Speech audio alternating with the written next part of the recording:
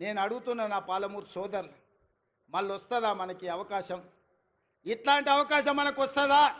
ఆనాడు బూర్గుల రామకృష్ణారావు తర్వాత 70 ఏళ్ళు పట్టింది అవకాశం రావడానికి. 70 ఏళ్ళ తర్వాత వచ్చిన అవకాశాన్ని జార విడుచుకుందామా? మన ప్రాంతాన్ని మనం అభివృద్ధి చేసుకుందామా? ఆలోచన చేయమని నా బిడ్డలు, నా సోదరులు, మా అన్నదమ్ములను, మా అక్క తమ్ముళ్ళని నేను అడుగుతున్నా. ఈ అవకాశం పోతే శాశ్వతంగా మళ్ళీ రాకపోవచ్చు. అవకాశం ఇస్తే ఏం చేసుకున్నారు మీరు అని అనొచ్చు. అందుకే ఇవాళ ఎవరు ఏమనుకున్నా మక్తల్ నారాయణపేట కొడంగల్ ఎత్తిపోతల పథకాన్ని తెచ్చినాం. మహబూబ్నగర్లో ఇంజనీరింగ్ లా కాలేజ్ తెచ్చినాం. ఇవాళ మెడికల్ కాలేజ్ కొడంగల్కు తెచ్చినాం. అన్ని కాలేజీలు, అన్ని స్కూళ్ళు, అన్ని విద్యా సంస్థలు ఇవాళ జిల్లాకు తెచ్చుకున్నాం. పెండింగ్ ఉన్న పాలమూరు రంగారెడ్డి ఎత్తిపోతలు మనం పూర్తి చేయాలనుకుంటున్నాం. ఇవాళ ఇంతకుముందు మా మధు లేకపోతే మా ఎన్ఎం శ్రీనివాసరెడ్డి, మా అనిరుద్ధు చిట్టీలు ఇచ్చిండ్రు, అన్న ఇవన్నీ ప్రకటించని. అవన్నీ కాదు, ఈ జిల్లాకు ఏం అవసరమైన ఒక్కొక్కటి కాదు, అన్ని మూకుమ్మడిగా ఒకే సంతకంతో ఈ జిల్లాలో ఉండే అవసరాలకు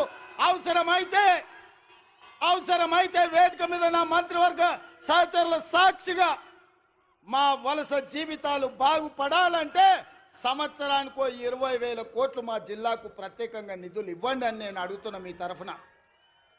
70 ఏళ్ళు మాకు అన్యాయం జరిగింది, నష్టం జరిగింది. 70 ఏళ్ళు మేము కన్నీళ్లతో బతికినాం. 70 ఏళ్ళు మా పక్కన కృష్ణమ్మ గలగల పారుతుంటే తాగడానికి నీళ్లు లేక సావు చచ్చిపోయినప్పుడు నెత్తి మీద నీళ్లు చల్లుకోవడానికి కూడా మాకు నీళ్లు లేని బతుకులు మేము గడిపినాం. నేను అడుగుతున్న మిత్రులారా, ఇవాళ ఈ తెలంగాణకు నాయకత్వం వహించే అవకాశం పాలమూరు జిల్లాకు వస్తే వదులుకుందామా అని నేను అడుగుతున్నా. ఇవాళ వాళ్ళందరూ మనకు సహకరించారా? మన జిల్లా కోసం సంవత్సరానికి 20,000 కోట్ల రూపాయలు, 5 ఏళ్లలో 1,00,000 కోట్ల రూపాయలు ఈ జిల్లాకు తెచ్చుకుంటే ఈ జిల్లాలో పసిడి పంటలు పండి బంగారు భూములుగా మారవా బంజరు భూములని నేను అడుగుతున్నా. కేసీఆర్ కాళేశ్వరం ఒక్కదానికే 1,50,000 కోట్ల రూపాయలు తీసుకుపోయింది. 1,02,000 కోట్ల రూపాయలు కాంట్రాక్టర్లకు ఇచ్చిండ్రు. కట్టింది కుప్ప కూలింది. ఎవరు వెనకడికి కూడా పనిమంతుడు అంట పందిరేస్తే కుక్కతోక తలిగి కూలిపోయిందంట.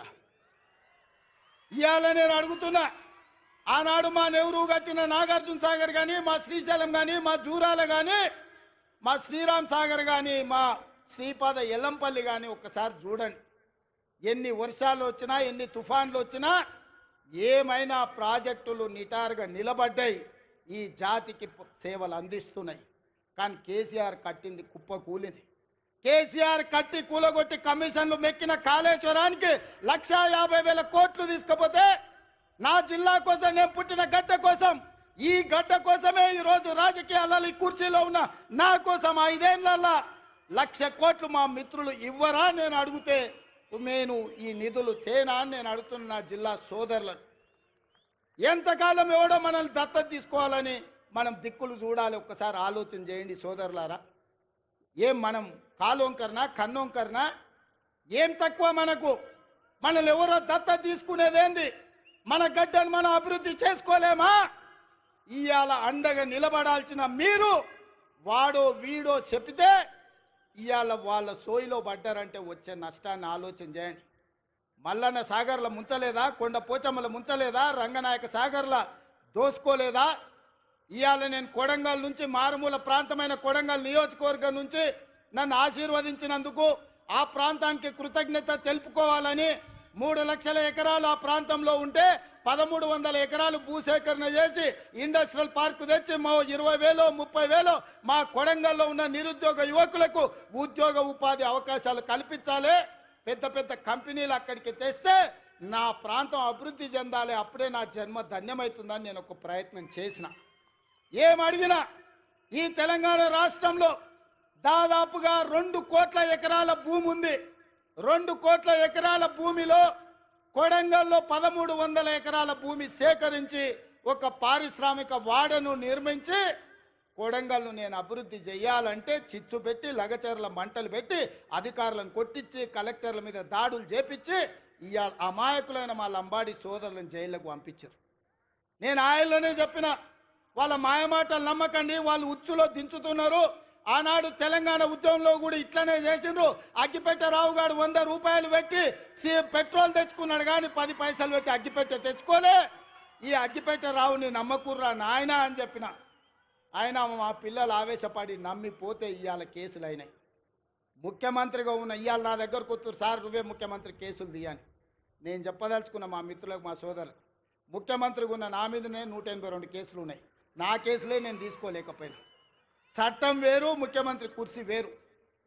ఇవాళ వాళ్ళ మాయమాటలు నమ్మి మీరు కేసుల్లో ఇరుక్కుంటే బెయిల్ ఎప్పుడు వస్తుందో తెలియదు, మన కుటుంబాలను ఎప్పుడు కలుసుకుంటామో తెలియదు.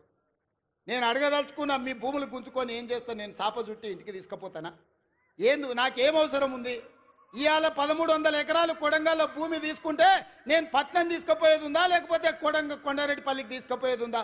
ఆ రుణం తీర్చుకోవాలని ఆ కొడంగల్ నియోజకవర్గంలో 20-25 వేల మంది నిరుద్యోగ యువకులకు, ముఖ్యంగా ఆడబిడ్డలకు ఉద్యోగాలు కల్పించి ఉపాధి నెరవేర్చి పరిశ్రమలు స్థాపించి అభివృద్ధి చెయ్యాలని నేను ప్రయత్నం చేస్తే 1300 ఎకరాలు కూడా భూసేకరణ జరగకుండా అధికారుల మీద దాడులు చేసి ఈరోజు అమాయకులను కేసులలో ఇరికిచ్చారు. ఒక్క కేసీఆర్కే గజ్వేల్లో 1000 ఎకరాల ఫామ్ హౌస్ ఉంది. నీ ఒక్కనికి 1000 ఎకరాల ఫామ్ హౌస్ ఉండొచ్చు, కానీ మా దగ్గర 1300 ఎకరాలలో ఒక పారిశ్రామిక వాడ ఉండొద్దు. ఒకసారి ఆలోచన చేయండి మిత్రులారా.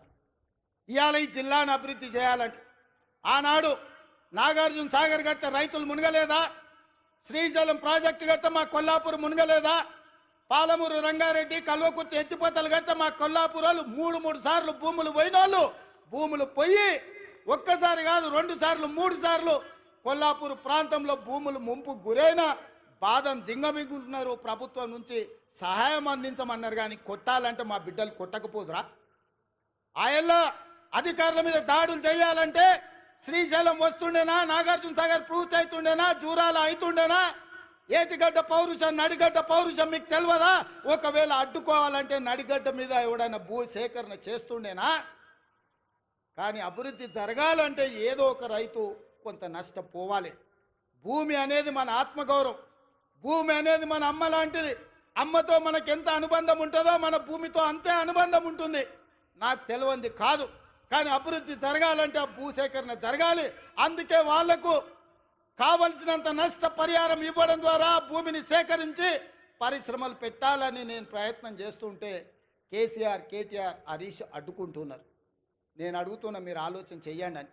ఇవాళ వాళ్ళు అడ్డుకుంటారు, పోతారు. వాళ్ళకి ఫామ్ హౌజులు ఉన్నాయి, ఒక ఆయనకు జన్వాడలు ఉంది, ఒక ఆయనకు గజ్వేల్ ఉంది. వాళ్ళు సంతోషంగా ఉంటారు.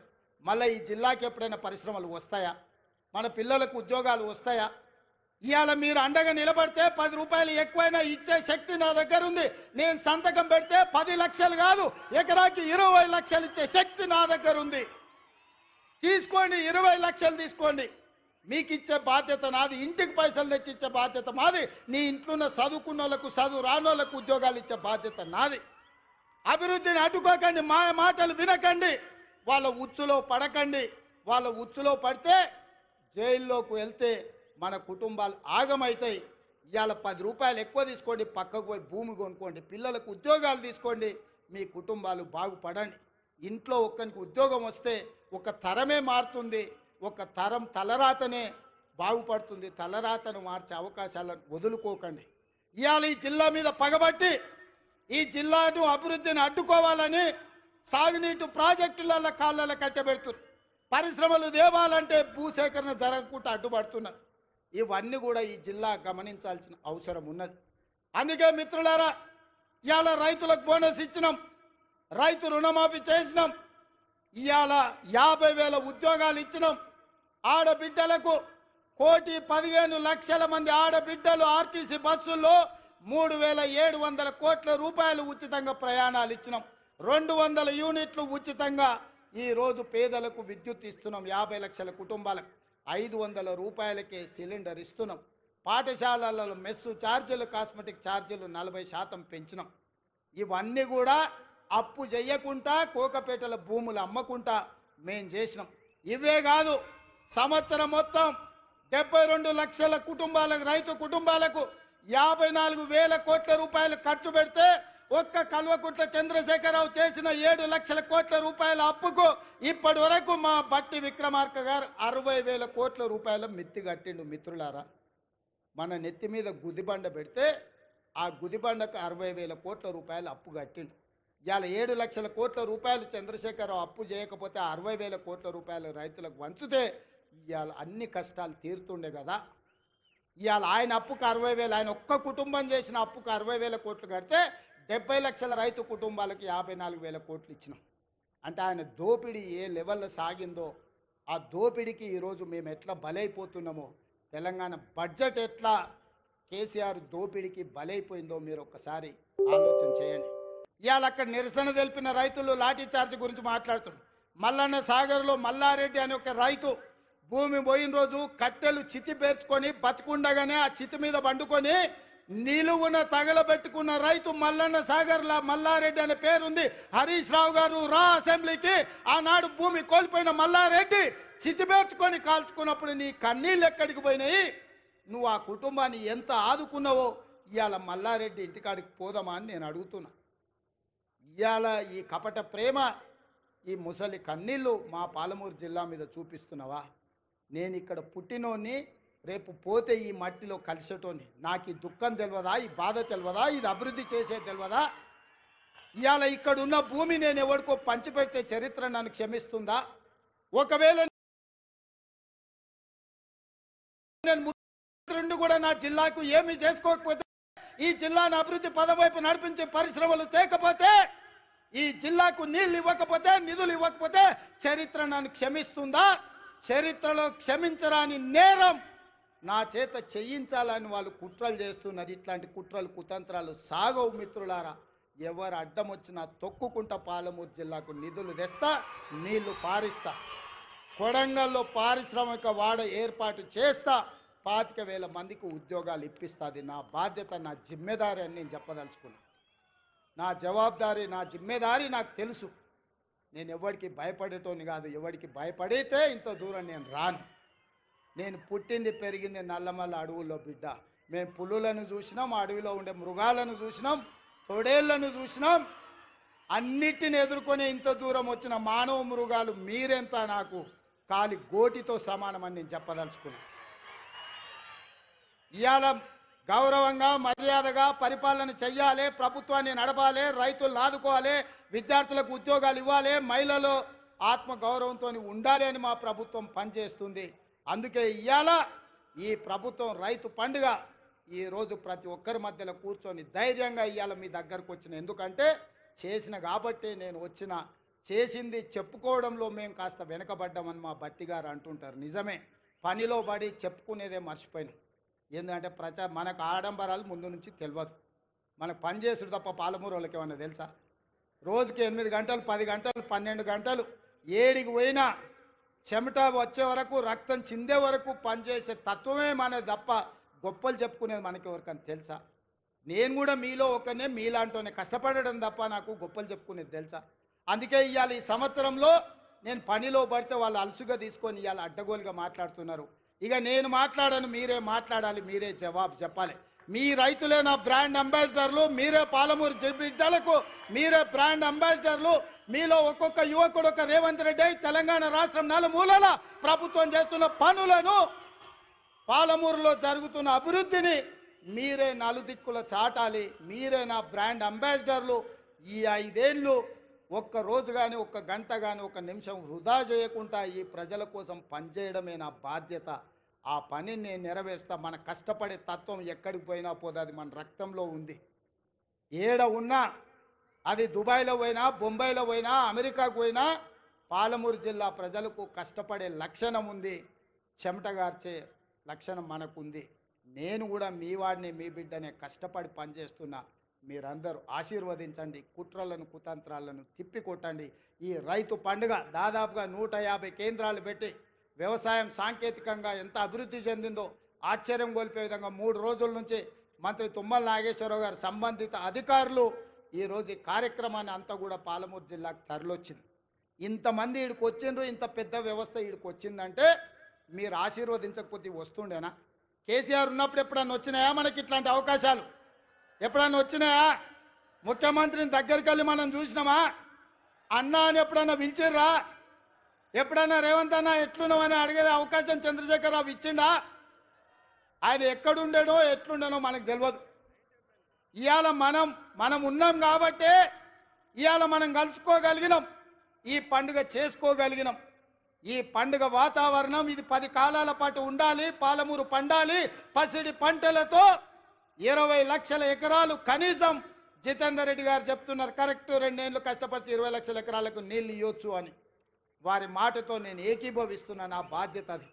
వెనక్కి మళ్ళీ చూడని 20 లక్షల ఎకరాలకు పాలమూరు జిల్లాలో నీళ్లు పారించే వరకు గ్రీన్ ఛానల్లో నిధులు విడుదల చేయించి సాగునీటి పారుదల శాఖ మంత్రి మీకు తెలుసు కదా ఉత్తమ్ కుమార్ రెడ్డి గారు. ఆయన ఏ ఊరు అల్లుడో తెలుసా? మన పాలమూరు అల్లుడు, జడ్చర్ల పక్కనే ఊరు. మన ఊరు అల్లుడే ఈరోజు సాగునీటి పారుదల శాఖ మంత్రి. మరి మనము ఇంత త్యాగం చేసినాం బిడ్డనిచ్చి ఆయనకు, అవునా? మన పాలమూరు ఆడబిడ్డను ఆయనకిచ్చి పెళ్లి చేసినాం. మరి ఆ రుణం అయితే వారు తీసుకోవాలి కదా. ఇక మల్లు గారి గురించి నేను చెప్పాల్సిన పని లేదు. మల్లు అనంతరాములు గారి నుంచి మల్లు అని అంటేనే పాలమూరు అనేది తెలుసు. ఎందుకంటే మల్లు అనంతరాములు గారికి ఈ ప్రాంతంతో ఉన్న అనుబంధం. మల్లు రవి గారు ఇక్కడ ఎంపీగా ఉన్నారు. మరి వారే ఆర్థిక మంత్రి. మీ పెద్దన్న జాతీయ నాయకుడైనా, మీ రెండో అన్న పార్లమెంటు సభ్యుడైనా వీళ్ళు గుండెల్లో పెట్టి చూసుకున్నారు. మల్లు బట్టి విక్రమార్క గారు, మీరు సంతకం పెట్టేటప్పుడు జర ధైర్యంగా 2 సంతకాలు ఎక్స్ట్రా పెట్టుర్రు. మీరు తెల్ల పేపర్ మీద సంతకం పెట్టినా మా వాళ్ళు ఏం తప్పు రాసుకోరు. 100 అవసరం ఉంటే 50 రాసుకుంటారు. మా వాళ్ళు అమాయకులు. మళ్ళీ 100 బట్టడానికి ఏమైనా కష్టమవుతుందేమో అని. మీరు తెల్ల కాగితం మీద మాకు సంతకం పెట్టి ఇచ్చినా మనం ఏమి తప్పు రాసుకోము. 100 అవసరం ఉంటే 50 రాసుకుంటాం మనం. ఎందుకంటే ఎంత ఉంటే గంతే కాళ్ళు చాపుకోవాలి అనుకుంటాం మనం, అవునా? మంచం ఎంత ఉందో కాళ్ళు గంతే చాపుకోవాలి. ఎక్కువ చాపుకుంటే బాగుండదని మనం తెలిసిన వాళ్ళం. ఇక దామోదర్ రాజనరసింహ గారు మన ఇన్ఛార్జ్ మంత్రి. నేను ఇష్టపడి ఆయనను తీసుకొచ్చి ఇక్కడ పెట్టినా. ఎందుకంటే మనం ఏం అడిగినా ఏం అడగకుండా చూడకుండా సంతకం పెడతాడు ఆయన. ఆయనకు చదువు బాగొచ్చు, ఇంగ్లీష్ కూడా వచ్చు. కానీ నేను అడిగితే చదువుకుంటే సంతకం పెడతాడని అన్నను మన పాలమూరు జిల్లా ఇన్ఛార్జ్ మంత్రిగా తీసుకొచ్చిన. నేనే అడిగి వారిని ఇక్కడ ప్రత్యేకంగా సెలెక్ట్ చేసి పెట్టుకున్నా. నాకేముంది చెప్పు? ఆయనను ఏదన్నా అడిగితే జిల్లా కోసం అడగాల్సిందే కదా. అందుకే మీరందరూ వేదిక మీద ఉన్న పెద్దలందరికీ పెద్ద ఎత్తున సప్పట్లు కొట్టి మనకు అన్నీ ఇవ్వాల్సిందిగా, వెనకాల ఉన్నోళ్ళు కూడా, ఆఖరికి ఉన్నోళ్ళు కూడా మీ సప్పట్లే వాళ్లకు మన విజ్ఞప్తి. ఎందుకంటే మీరు ఒక్కరొక్కరు కలిసి చెప్పలేరు. అందరు గట్టిగా నిలబడి సప్పట్లు, అందరు నిటారుగా నిలబడి వాళ్ళకు సప్పట్లు కొట్టండి అన్న. మా వాళ్ళ ఆలోచన, మా వాళ్ళ ఆకాంక్ష, 70 ఏళ్ళ మా కష్టం. తప్పట్లు కూడా కొట్టండి. డప్పు లేవానే మా మాదిగ సోదరులారా, డప్పు సప్పుడు వినిపించాలి, గట్టిగా వినిపించాలి. మన జిల్లానే మాదిగోళ్ళ జిల్లానే, కొట్టూరి గట్టిగా. ఎందుకంటే వాళ్ళకి ఎప్పుడైనా సంతకం పెట్టే ముందు మీ సప్పట్లు వినిపించాలి, మీ డప్పుల మూత వినిపించాలి. వాళ్ళ గుండెల్లో సంతోషం పరవళ్ళు తొక్కాలి. పాలమూరు జిల్లాకు నిధులు వరదై పారాలి. ఈ జిల్లా రుణం నేను తీర్చుకోవాలి. ఆ తీర్చుకునేటందుకు వచ్చిన మీ అందరికీ ధన్యవాదాలు తెలియజేస్తూ మీ అందరి దగ్గర సెలవు తీసుకుంటున్న మిత్రులారా.